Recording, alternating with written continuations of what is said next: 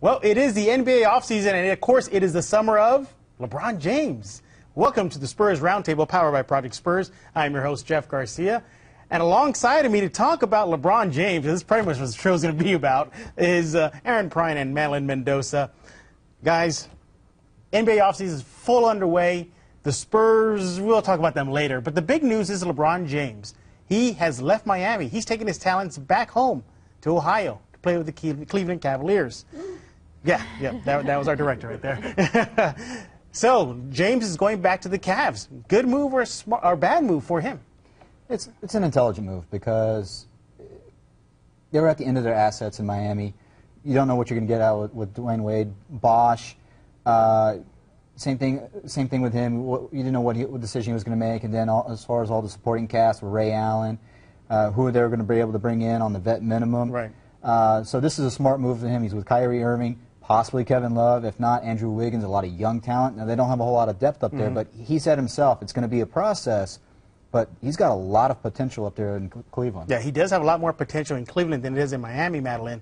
But heading back to the Cleveland Cavaliers, you know, he is looking to himself to make himself a hero once again. Right. You know, if he can bring this team at least to the Eastern Conference Finals or beyond, you know, his reputation might be that of from the bad guy who left, who's now the good guy, the savior coming back home. The prodigal son. Yes. I think it'll be it's exciting that everybody is excited that LeBron James went back. Like I said, he's a prodigal son, but I don't think that it'll happen this upcoming season. He said it himself. It's going to be a long process in his Sports Illustrated essay. So I don't think that's going to happen this upcoming season. They still have to mesh together and learn to work together again. But it is exciting. Now, Madeline, he did only sign a 2-year deal. At least that's what reports are saying. Right, and he can opt out after the first season. Yeah, we're going to say we might have to do this all over again. You got the CBA, the new CBA that's going to be coming out. We're possibly looking at yet another lockout. The players really kind of had one done over them on them by the owners. So that was a smart move on his part. And I think he's going to stay in Cleveland for the rest of his career, but it was really more focused on the issue coming up with the CBA. You know, you mentioned about, you know, where the Heat and possible Love joining the Cavs. You know, there's been rumblings throughout the internet and the whole NBA world that Kevin Love might be joining LeBron in Cleveland. They'll have to give up Andrew Wiggins. First of all, would you pull that trigger? I think I would. I mean, it's different. I think Love might be a little younger and he can do more things, but that whole his move to Cleveland just changed the whole landscape. So I think everybody's kind of just scrambling to put their teams back together. It definitely changed the landscape in the East, but when you add a Kevin Love, you just take that landscape, you just shred it apart, because now Cleveland becomes quite possibly your Eastern Conference Finals representative. Yeah. It's going to be a superstar-laden team, but they're not going to have any depth. And you can, really? Even though the reports are going to add Ray Allen, they're going to add Mike Miller. You have Tristan Thompson there. You have Anthony Guys Bennett with there. You have health players issues and getting closer to their 40s. I don't think Spurs but they're fans still be got a worried mix about of that. young guys there. You got Dion Waiters that's there. You know, this team, they may not have like depth, the superstar depth that the Spurs have, but they have depth, and they're playing in the Eastern Conference too. I wouldn't classify it as really as any depth, but well, you're right. When you're in the Eastern Conference, I mean, you're a little bit higher than the average that is over there. It's going to be imbalanced again, as it always is in the East. And I really do think, even if it's not the Spurs that are representing the finals or the West in the finals, whoever gets there for the East is going to get trucked by whoever is there for the West. Right. You know, you're looking at the former team, the Miami Heat that James came from. Cavs, Heat, now, at least as it stands now, Madeline, is there really any comparison? Even though Vegas is proving that the Heat is way matched up with the Pelicans and the Grizzlies, while as the Cleveland is one of the top faves, I think there's still they still have Wade and Bosh. I know they don't have LeBron James anymore, but they have made some trades. And of course, Birdman's coming back, so right there, you know, they're conference bound. I don't think they should have plummeted so far down. They're still a contender, I believe. But it's just kind of sad to see how far they have. But doesn't that just show you how weak the East is? Yeah. Look at Miami, who just lost LeBron, and they could still possibly make the playoffs still. We're jumping the gun on this anyways, because we still have a long ways to go before all the rosters are situated. I mean, Cleveland only has, I think, 9 or 8 people under contract, so they still got a lot of work to do. Miami, it's maybe a little bit of an insult to them, but the thing is, there are a lot of health issues to them. They are still an older team. What are you going to get? Mario Chalmers is no longer there, so you can argue that benefits them. Right. So there's a lot of question marks still going on. These numbers are going to flip and flop, and teams are going to exchange positions in Vegas all the way up until October. Right. You're looking at the big three that was in Miami, James, Bosh, and Wade, compared to possibly a big three of Kyrie Irving, LeBron James, maybe Kevin Love. Who knows? Yeah. Even if not that, there's still Andrew Wiggins there. Okay? This is a better big three than he had in Miami. Or am I just jumping the gun here, Madeline? I think it's a better big team. Right. He has more to play with Cleveland than he had with Miami Heat. Yeah, and I think right away, though, Aaron, is this. He has a point guard, finally. Yes. That's the big difference right there. Yeah, no, I agree. It's not better than what they had as far as like the championship Miami team, but definitely what he would have had this season by far. But you know what? I want to talk Spurs. Yeah. Okay. Yeah. Aaron's itching. He wants to talk to Spurs. But before we close, Vegas is definitely saying the Cavs are the favorites now. So Cavs, they're just Spurs, getting easy money. Yeah, that's just easy. So we want to know who made the sucker bet right now? Who's going to bet against the Spurs? You're defending NBA champions, which we're finally going to talk about right now. The Spurs have really made some moves, but they're really bringing the gang back. Everybody seems to be coming back as of right now, with the exception of Aaron Baines, who we'll find out as the months and days pass by. What are your thoughts on their moves so far? I mean, bringing back the gang. I think bringing back the gang was a crucial part of defending their title next year. I think it was a better move, even though I love that we have Messina. I think it might have been a better move than that because we didn't need an immediate need of a coach, more help on the coaching staff. So bringing everybody back, especially Diao and Patty Mills, and of course Tim Duncan. Despite Mills' shoulder surgery? Yes.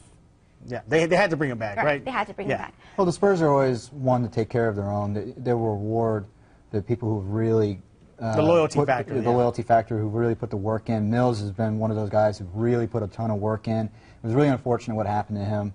He's been dealing with the shoulder injury for a long time. So he'll be back, but it won't likely until maybe March.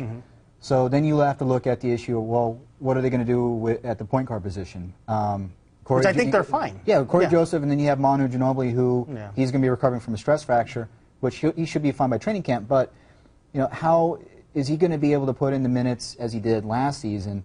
We have not been able to get a consistent Manu. It's been up and down season to season.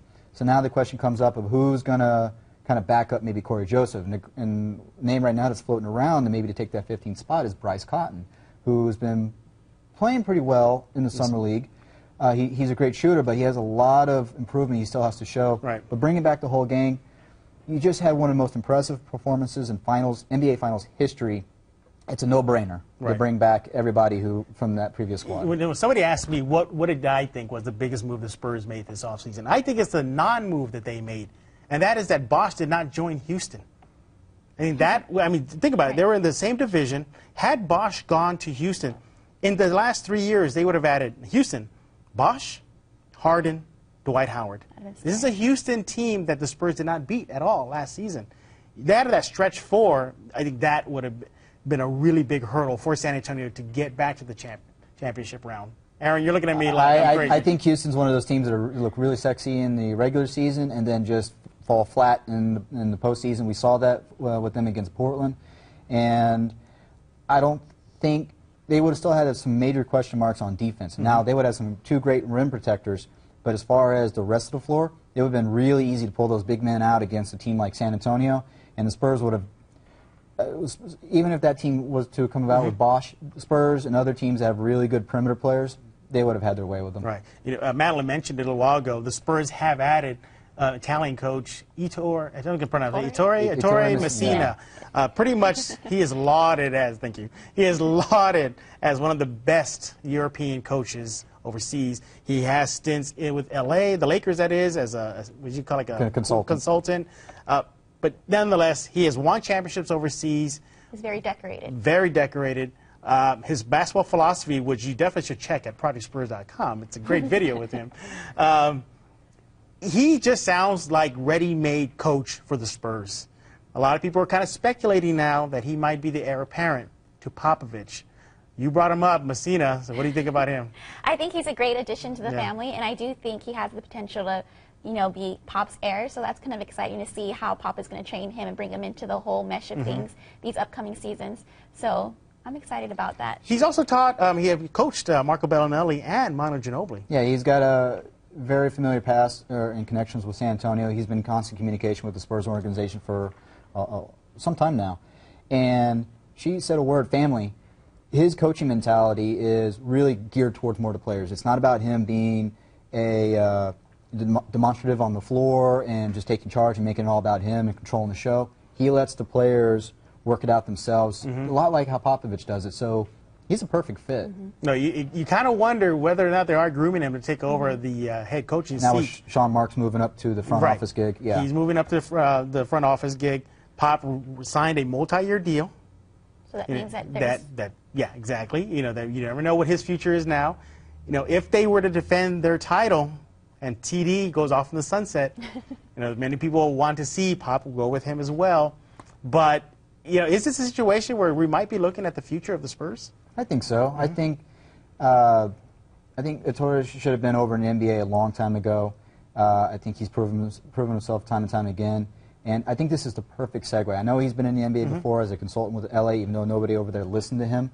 Look who is at the head of the coach, Mike Brown. Right. Well, that whole Lakers organization right now is a mess. But I think this is a perfect segue for him. It's a perfect situation for him, perfect franchise mentality, perfect city for him. So I think this is definitely, we're taking a glimpse at the future. And it's an international squad. Right. You know, think Another about name it. we can't pronounce. Yeah, yeah, exactly. It's an international squad filled with players. And again, you know, you really have to see this video. I mean, it's just, you listen to him, and all he's talking about it, he understands that there comes with different races, different beliefs, different mindset when it comes to basketball. He fully understands when it is to be a disciplinarian, when it is to be friend. When I was watching this video, it looked like Italian pop. It looked like another Popovich hidden away overseas, ready to come to the Spurs. Hidden little gem. Yeah, hidden gem. And like once again, the Spurs are always lauded for getting the players overseas. They may have gotten the next coach overseas. He's absolutely ecstatic to come over because he's already called the franchise and Popovich the best in the world. So yeah. Well, you know, aside from the future, well, speaking of the future of the Spurs, coaching-wise, they also drafted Kyle Anderson in the 2014 NBA draft. UCLA product. He is on record saying that he would love to have been a Spur way before he got drafted. He's been playing in the Summer League. What are your thoughts on Kyle Anderson? I love Kyle Anderson, and I love that he's being called a DL 2.0 because even though he was a late draft pick, the Spurs have done magical things with late draft picks, considering Manu Ginobili, Tony Parker, and I think the Spurs do this thing well. They make their players grow. So I think he's great at passing, and he can defend inside the paint, spread out the paint. So I think he's a great fit for the Spurs. They call him slow-mo. And there's a reason for that, because when he plays, it looks like he's in slow motion. Yeah. What are your thoughts so far as seeing Kyle Anderson play over in the Summer League? Well, it's been kind of up and down for him, but he's being asked to do a lot more than what you would see with the San Antonio Spurs. He is the #1 option really out there for the Summer League squad. So he's done well. It's a bit of an adjustment for him, and he's admitted to that himself. The Spurs are testing him out kind of a spot to the 1 through 3 point guard to the forward. But I do think he's going to have to follow a similar career arc to Boris Diaw. He's going to come into the league as sort of a point guard, oversized point guard, but he's going to have to develop into maybe a kind of a stretch four kind of guy. So he's going to have to change his mentality and also his physical. I don't think it's too far out of the question that he might be spending time in the Toros. No. You know, throughout the season. You know, he may not get a lot of minutes on the court in the regular season, especially in the playoffs. I doubt Pop is going to play him in the postseason. Well, we'll see. Pop's mentality towards rookies and younger players has definitely evolved over the past couple of seasons. Yeah, kind of like here when we let this rookie in. You know, we let her talk. Up all my words. No, just kidding. No, but there were thoughts right there on the Spurs offseason moves so far. You know, it still remains to be seen what they're going to do with that last roster spot open. I think they may leave it open. Who knows? Maybe we may have seen the last of Aaron Baines. But definitely go out to ProjectSpurs.com, News 4 San Antonio, and, of course, Fox 29 San Antonio. Check out all our coverage throughout the offseason. And go out to ProjectSpurs.com as well. But for Aaron Preine and Madeline Mendoza, I am Jeff Garcia. Thanks again for watching this episode of the Spurs Roundtable. You see that video of Aaron Baines and video bombing. I'm waiting for Aaron, our director, to